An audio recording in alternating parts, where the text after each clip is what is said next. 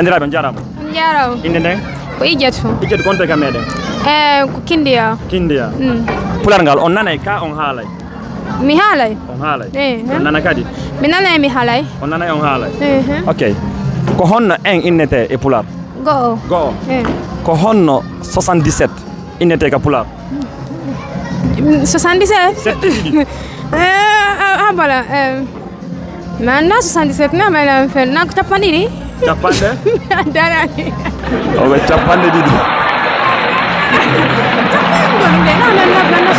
ok joni 10 wona sappo nogay habala capantati capannayyi capanjoyi capanɗe joyi capanɗe jeego capanɗe jeɗɗi e jeɗɗi capanɗe jeɗɗi e jeɗɗi heeɗi goto mi wallitikoma non gol ok joni mi on mi haalama tigi tigi woni on landal ngal min lammari duuɓi capanɗe joyi 50 ans miñan an no mari feccere duuɓi komi mari kon 25 ans ñande mi heeɓi 100 ans duuɓi temedere miñan an ko duuɓi jolu mari ñande ɓuuɗa temedere woni 100 ans 100 ans ara miñamma no mari abalanto question o futongo ya mari 50 ans miñamma no mari 25 ans woni feccere duuɓi ani fecce duuɓi ñande ɓuuɗa 100 ans hare mo mari kanko habalan 75 ans non kono hakkilma nangue habalan ko pulal mi alta pular français comme habalan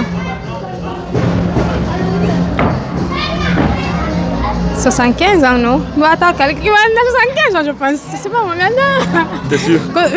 Mais c'est que ton ça m'a dit 100 ans. Minha mano marno 25 ans. Maintenant, 50 ans quand on mari moitié. Mon mari 25 ans, 25 ans. Joni ñande mi heɓi 100 ans kanko ko duuɓi jolo mari.